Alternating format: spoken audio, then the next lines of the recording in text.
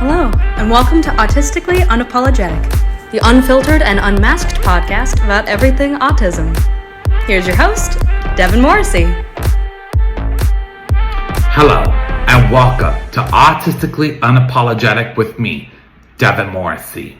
I want to officially welcome you all to another episode where today we're going to be continuing to discuss hobbies and interests. Now, every single person out there, as I mentioned earlier, has to have a hobby, an interest, or an activity that they like to do. And as I also mentioned earlier, with us autistic people, that's absolutely no exception. Today, I am absolutely delighted to be talking some more about some activities and hobbies with a very special guest. Many of you probably recognize her from season 2 of Netflix's and Northern Pictures' highly successful docuseries, Love on the Spectrum. I'm super excited to have her on here today to speak with all of you about her hobbies and interests and what she's been currently up to. In addition, she is going to give us a sneak peek at a very special project that she's working on and is super excited to share with all of you. Please welcome to Autistically Unapologetic, Teo Tissue. Hi! How are you, Teo? How are you? Is this working? It's working perfectly. I can hear you wonderfully. Can I just say one thing? I love your shirt. I love your shirt. Here's the thing.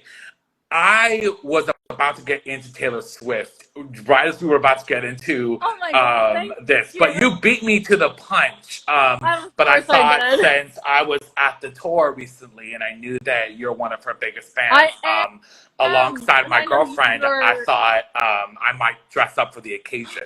I know your girlfriend is. Yeah, my girlfriend definitely is a Swiftie. Well, first and foremost, thank you so much for joining me on this live taping, or thank you so much for joining me on this episode this early. I know that it's currently 9 a.m. Saturday morning, and I know that the time difference is a little bit wonky because you're in Australia and I'm in Los Angeles, and I know that it's a little bit iffy-jiffy. We just had to pay my savings. Oh, you already in Australia? Already. Yeah, did we? It's gonna happen tonight. Tonight's gonna happen. So I think we're losing an hour. Oh my gosh. Well, it doesn't start for us until November, so this is hilarious thing. It's comparing the U.S. and Australia, so this is hilarious. I am so excited that you're here, and I'm really excited to ask you some questions and uncover more about you and talk a little bit more about your time on the show that everybody knows you from, called Love on the Spectrum. So, are you ready, Teo? I am ready. Well, I first wanted to start off, Teo, is by asking you, when did you first find out that you were autistic, and what was your reaction? Oh, well, that's actually a really hard question. Well, my mom knows, definitely. Actually, on the Australian version, I said I was 5 years old. Apparently, that was wrong. After it aired, I found out I was actually 12 years old. So sorry to everyone. I didn't know. I thought I was seriously 5 years old when I found out, but apparently I was 12 years old. Apparently when I moved here in Australia, we found out the diagnosis. I actually didn't, to be honest, I didn't even know how I felt. To be honest, I didn't even know what it was. I didn't even know what autism was. So I was like, cool, another diagnosis. I don't know. So I didn't even know what it was. The questions of, hey, what the heck is this? Yeah, exactly. Because I also was getting diagnosed with Crohn's disease, and my main focus was Crohn's disease. And so when I got diagnosed with autism, I was like, my main focus was Crohn's. I'm pretty sure I could ask mom if that was main. I'm really fuzzy with autism because I was mainly getting diagnosed with Crohn's. Also, I was getting diagnosed with 5 years old getting diagnosed with ADHD. I remember very young I got diagnosed with ADHD. Oh, wow. Wow. Yeah. That's pretty amazing. And actually, speaking of, you being 12 years old and, finding out that you were autistic, tell me a little bit about your life growing up. What was that like for you? I know that you were born in Romania, but you actually grew up in two other countries, Yes. if that I'm told. Yeah. So I was born in Romania, Bucharest, Romania, to be exact, where the dictator was run. If you guys need to know that. I was 3 years old, about to be 3 years old when I got adopted. It was a difficult time because of the dictator, if you guys know about the dictator times, which is very sad. My birth mom abandoned me, of course. We don't know much stuff about my birth dad, to be honest. Then I got moved to Texas. If you guys know, Oh. yeah, so I moved to Texas when I was very young, like 5 to 4 years old, which was really lovely.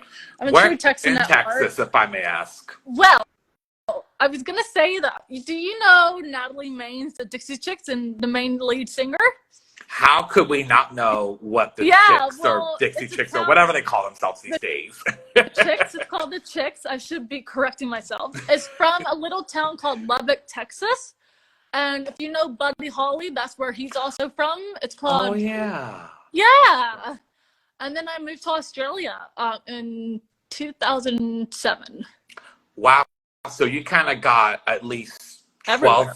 Yeah, you were all over the place. My gosh. That's incredible. So you were in Rome. So you were born in Romania and then adopted. And then you moved to Texas for a few years. And then you moved to Australia. What was that like, moving around all over the place? Well, it was very hard. I think with the abandonment issues with my birth mom, I didn't really know where I was gonna go to, like with all the places, I think. But I didn't know which one was gonna be my home. I didn't know if Romania or Texas or Australia was, but then I found out we actually were permanent in Australia. See, my adopted parents are scientists and they have to go around the world. They're environmental scientists. So we finally stuck in Australia, and now Australia is my home. So that's good. Yeah.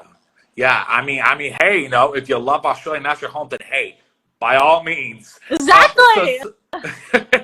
So some of these episodes of this particular podcast, as you know, are going to revolve around hobbies and interests. I actually did an episode earlier with James from the U.S. version of the show. Oh, wow. We talked a little bit about his hobbies and his interests, particularly with Renaissance fairs.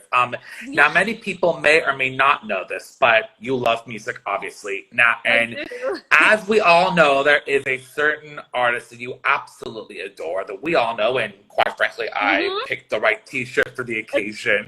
Exactly. What got you interested in the artist that we all know as Taylor Swift? Taylor Swift. Well, actually, I think it was my sister. I was, if you guys know the iPod. About the iPod back then, those days.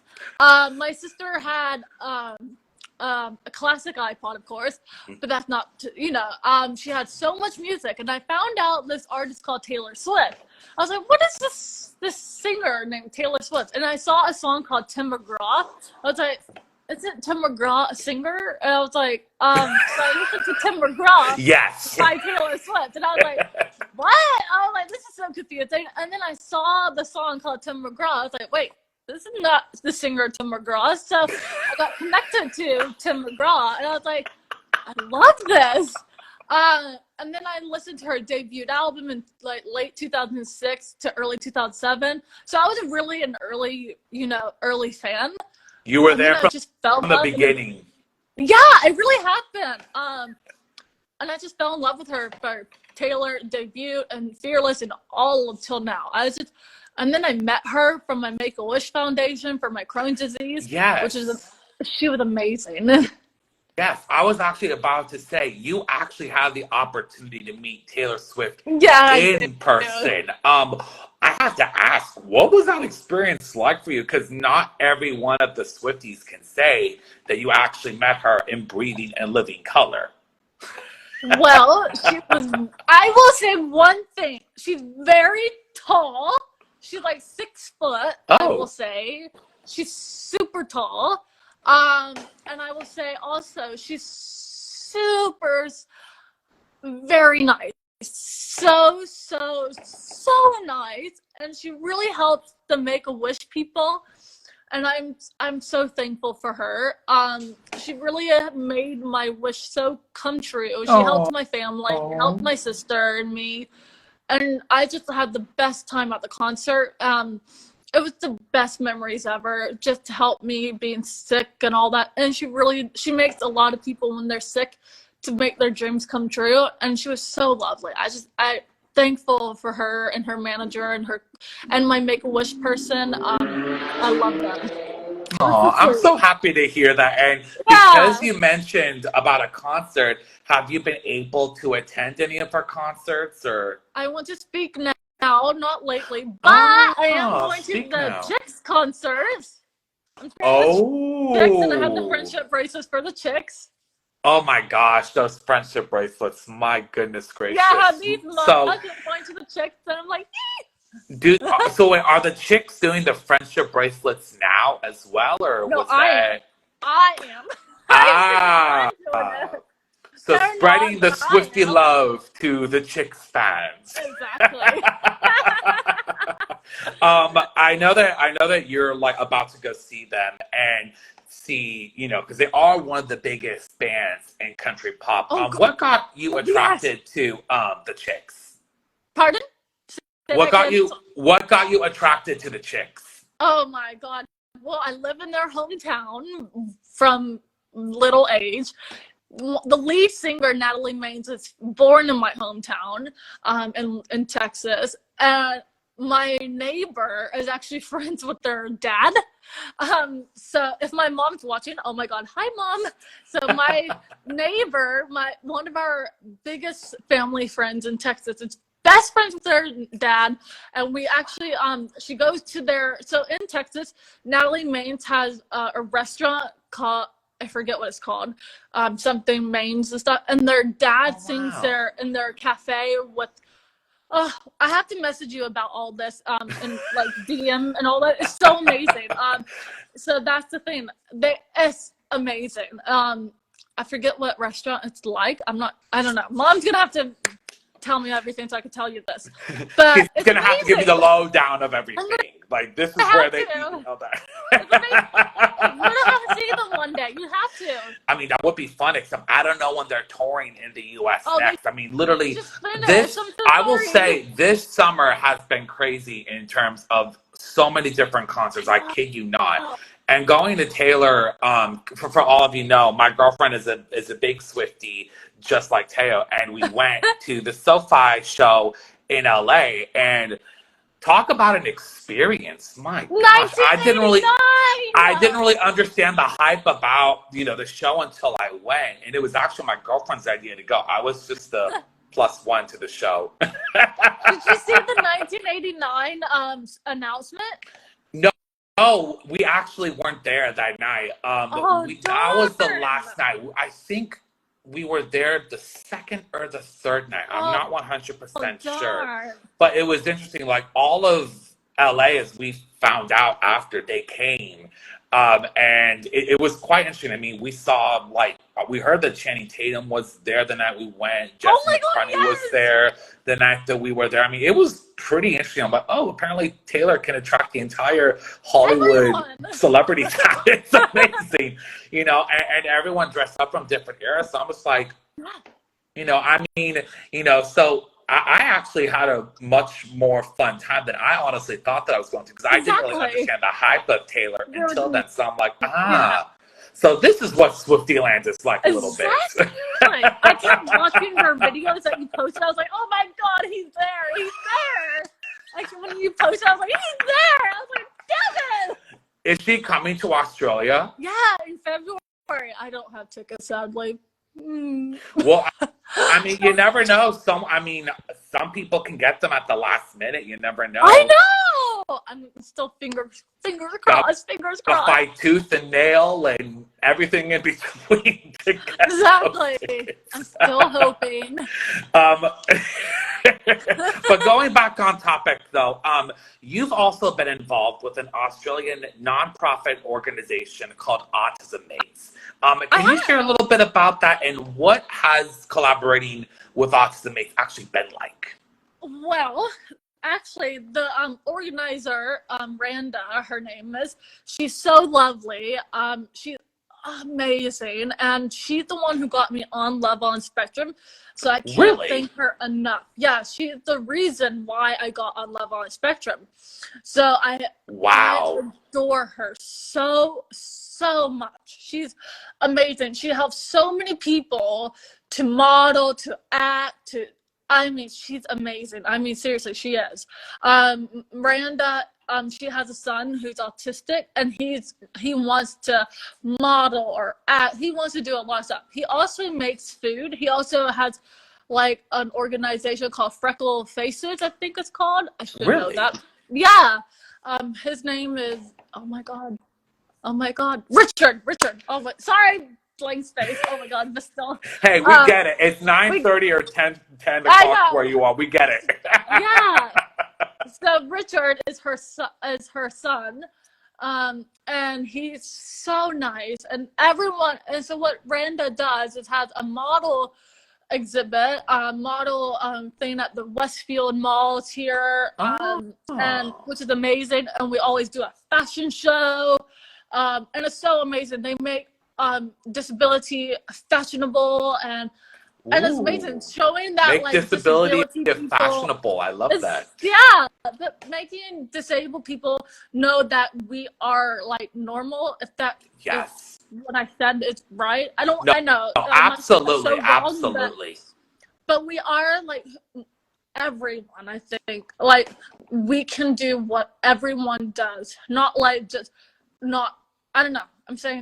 I don't know what I'm trying to say. Hey, no, you're good. You're good. I completely understand what you mean. And what you said just then and there was just completely spot on, because for so many years, autistic people really haven't been given that chance to shine, especially, on that stage, because a lot of autistic people want to get into entertainment. But for some reason, the industry doors are just closed, literally slammed shut in our faces. But now, as we're seeing more autism become more mainstream, now people are all realizing like, oh, this can actually happen. Like, this autistic actor can be successful.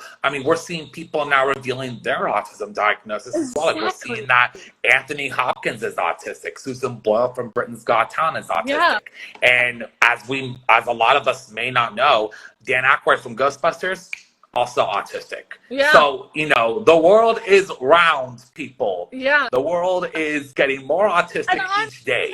One thing I say, I think all politicians are autistic, such as Donald Trump. I knew you were going to say that. See, you do not hold back. What I love, it's kind of like with this podcast. It's like, you're unapologetic, you're unfiltered. I love it. So I want to talk a little bit about a particular show that you were on and really kind of helped catapult up the map. Love on the Spectrum. Yeah. So for those of you that do not know what the show is, or in case you've been living under a rock, Love on the Spectrum is an Australian reality TV show that surrounds the lives of autistic individuals as they encounter love, dating, relationships, you name it. It premiered on Netflix in November of 2019. And did you get a chance to watch the original season of Love on the Spectrum? And if so, what were your thoughts?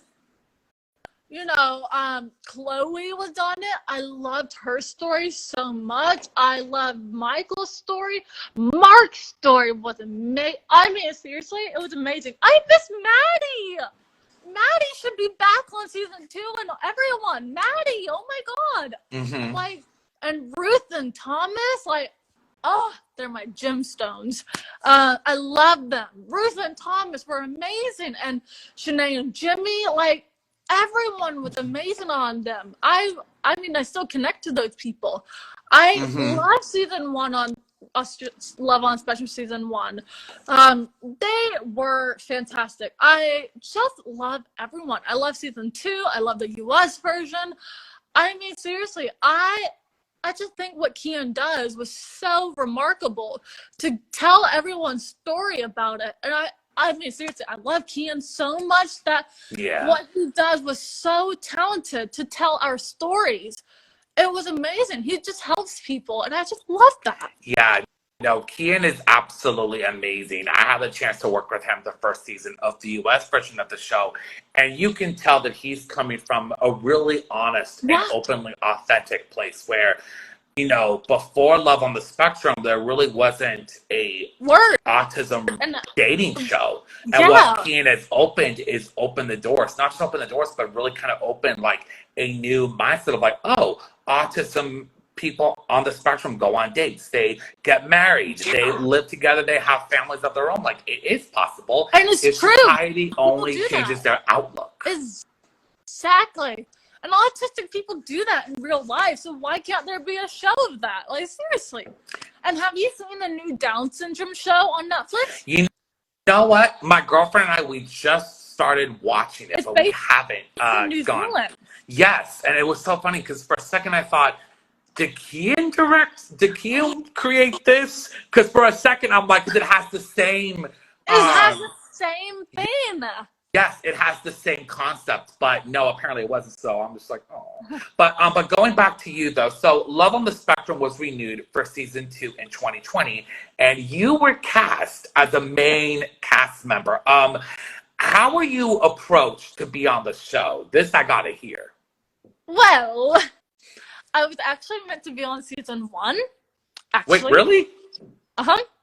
I was actually meant to date a main cast member, which I'll say. I was meant to date Michael, if you want to know. That is news. That is news. Some people do know that, some people don't.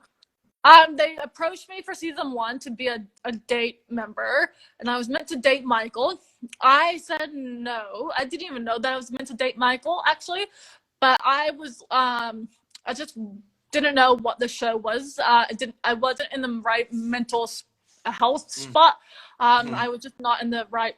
I didn't even know what the show was. We wanted to say the reason why we said no because we didn't know if this was going to be like Married at First Sight, and also, you know, if you know that show. You didn't want to set yourself up for something that you didn't want to get yourself into, or embarrassment. Yeah. So then we watched the show when it aired. And then they called us for season 2. We watched the show, we watched the season 1, and we were like, you know what, we like the show. So we said yes for season 2. They said, do you want to be a date or do you want to be a main cast? We're like, what do you want us to be? They said, we want you to be a main cast member. I'm like, I mean, is it really any question? You want to be a main cast member, for goodness sake. Yeah. I thought they were going to set me up for other people. I thought they were going to set me up for Michael again. To be honest, I thought they were going to set me up for other cast. Like, I seriously thought I was going to be a date. They're like, no, you're the main cast member. Like, you're one of the main cast members. I was like, but does that mean I date one of the main cast members too? Because I didn't even know what was going to happen. Because this is so new to me. I thought I had to date Mark or Michael or other people, or like I did not even know what the show was because I watched the show and I was like, this is season 2, this is gonna be different, isn't it? Kian was like, no, you date whoever you want to tell me who you want to date. Do you want to date an autistic person or a non-autistic? Well, I know the word. I don't know those words. Sorry. I'm very new to this stuff. No, you're good. You're good. And then just to sort of reiterate, remind me or refresh my memory, what was your dating life like before you did the show? I had never dated a person. Never. I never have. I mean, I did, I dated one person in high school, but that was like nothing. That was like for 3 days, to be honest. Oh, wow. So that's pretty much nothing. That didn't count at all. I mean, I had crushes on high school, but other than that, I never dated. But then on Love on Spectrum 2, season 2, whatever I said just then, what happened was I said I wanted to date a boy, a man, and a woman. And they said, sure, we'll find you them. So that's what happened with Morgan and Rosie. And they pulled up the receipts. Uh-huh. And so, and that's pretty much happened. That's history. We don't really talk anymore. You know, I don't talk to Morgan, which is pretty much it, which is very sad. And I don't talk to Rosie. I sure wish I talked to both of them, but you know, oh well. I do miss them, I will say. But you know, I did date Chloe, as you guys know. And that went good. I will be honest, that went very well. But then we just broke it off. And we're still friends. I'm still friends with Rosie. I'm still friends with Morgan. Oh well. Life happens, you know, like life honestly happens. And that's something that, you know, when pressure happens from the fans and they want to know exactly what is going on, it can be intimidating to talk about it. Speaking of, you know, being in front of the camera, what was that like for you to have Netflix and Northern Pictures follow you around as you entered this world of dating? That was so weird. Like with Morgan, everyone was staring at us at the Opera House, and they were sitting in front of us. And I was like, "This is like a theater show. It's like a theater show." And I was like, I hated it. But with Rosie, there was people filming us, and I hated it. I hated it. But with Chloe, like, since we were in our private life, since it was like, you know, with nobody else, people just kept coming up to us. It's like, oh, we know you from the show. Okay, thanks. Be like, I don't know how to respond to that at the moment since you approached me in broad daylight. Telling me I'm sorry, but people, like, this is what I was saying to someone today. Like, you know, that you and I and everyone else who's on the show, we're like, people know us from the show, but they act like we're from Taylor, like we're Taylor Swift or Tina Fey, or, you know, that we've been on Netflix. And then since people from Netflix, whether you're not that famous or not that successful, or even we're successful, because we're on Netflix, just the word Netflix, they act like we're Taylor Swift. You know what I mean? Yes, I mean, absolutely. And everything changes within an instant because you get easily recognized. I mean, that hasn't happened to me as much because I'm just a supporting cast member, but it has happened in a few places. So I know what you mean. And in particular with like having people just like film you, like having all the lights there and all that and the cameras, it's just like, whoa.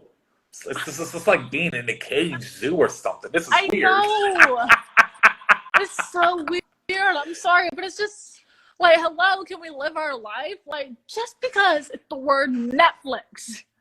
I'm sorry, but it's so true. Live our lives.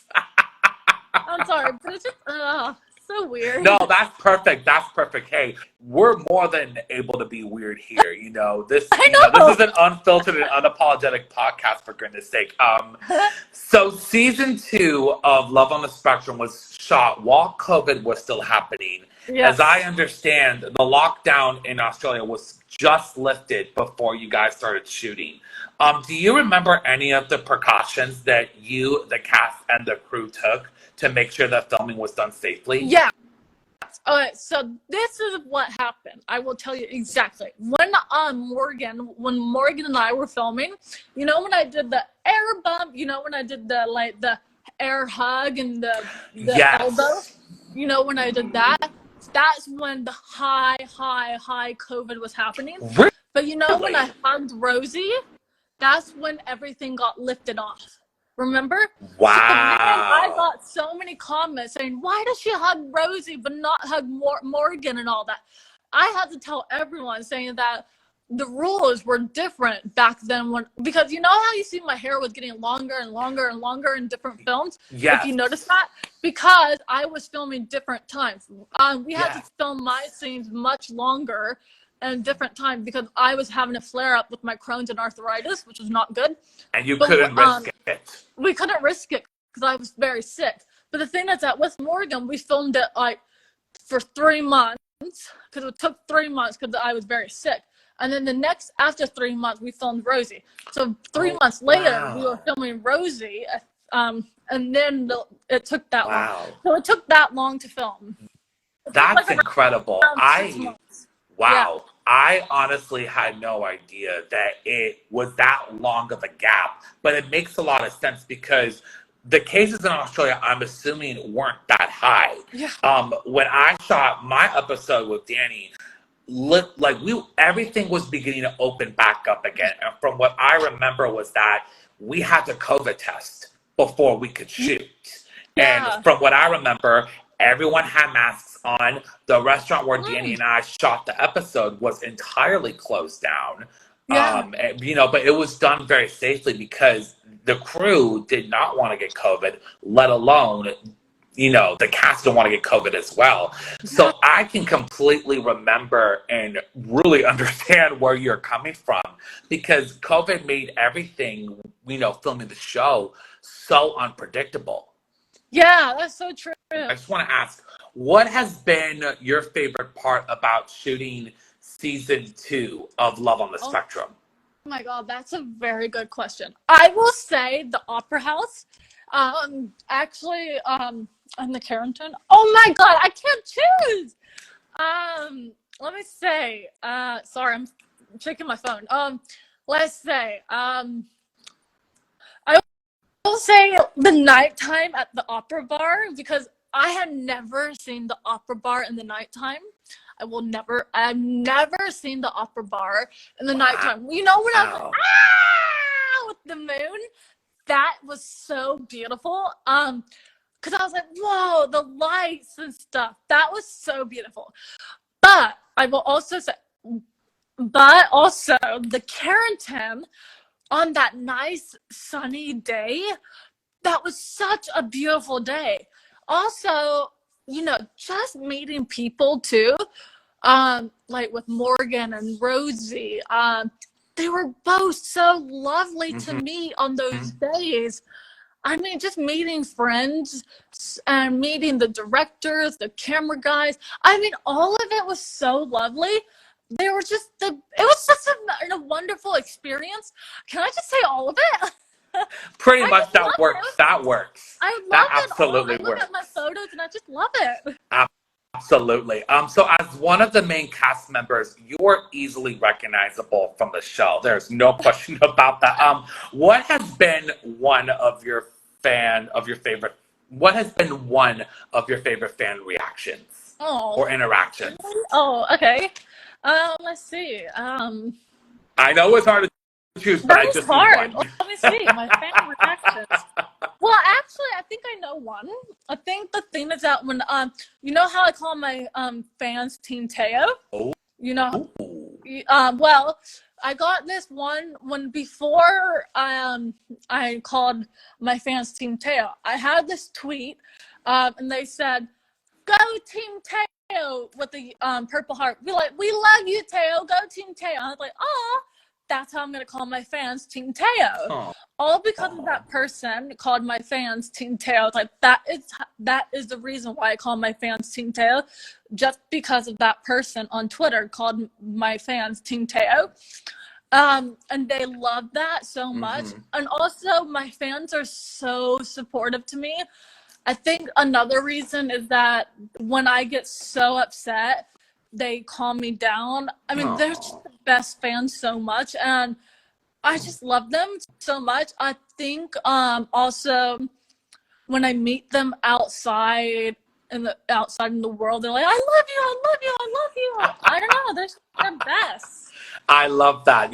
That's how you know, and it's such an amazing thing to see all of the main cast members get easily recognized and just have those fan interactions and realizing, hey, you're making a difference in their lives. And I think that's really special. So tell me a little bit about your life right now and any up and coming projects. I understand you have a very, very big project that you've been working so hard on. So tell us a little bit about that.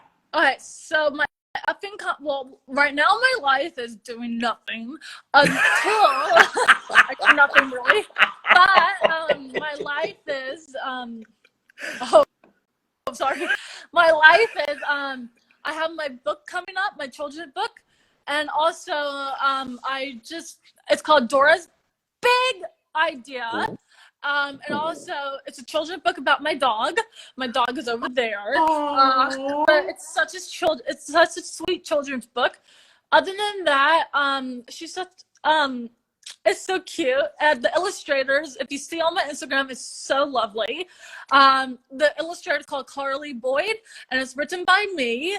Hey. And it's coming out in November. It will be all around the world. Nice. If you go on the link. But right now you can pre-order it, and I will give you the link to pre-order it. And it's such a cute book. It's all about me and my dog. And I'll tell you more in November. And it's so sweet. So Love on the Spectrum fans, be prepared for November. Dora's big ideas coming. I love it. So Love on the Spectrum US, as you probably know, has now been renewed for season 2.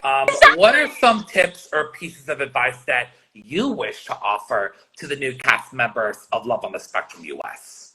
Oh, that's a really good question. I think the new cast members should just be open-minded, trust themselves, trust their dates.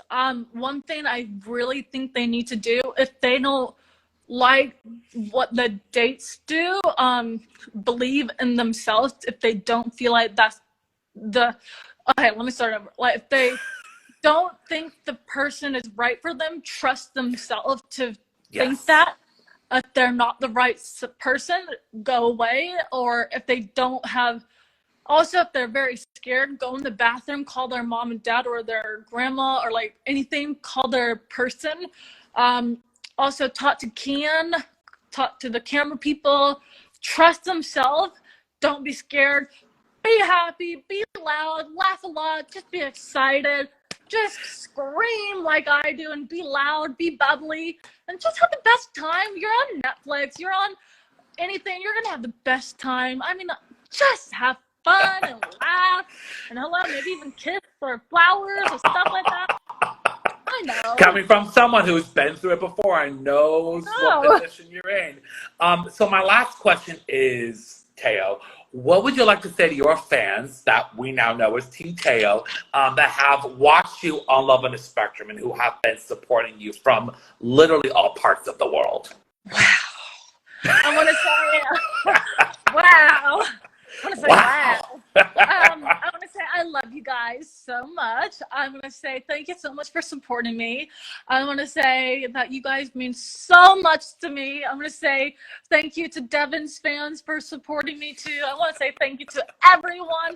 I just want to say I love you.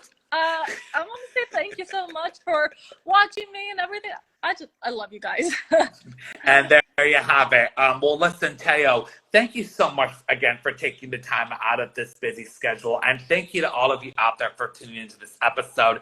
If you like what you heard on this episode and want to hear other episodes, or stay tuned for future ones, be sure to like, comment, and subscribe to this podcast. You can find this podcast on Apple Podcasts, Spotify, and you can also hear us on YouTube. Thank you so much again for listening to this episode.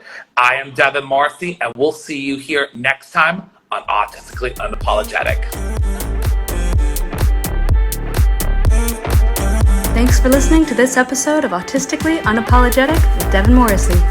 If you like what you hear and you want to see more, don't forget to rate and subscribe to stay tuned for future episodes.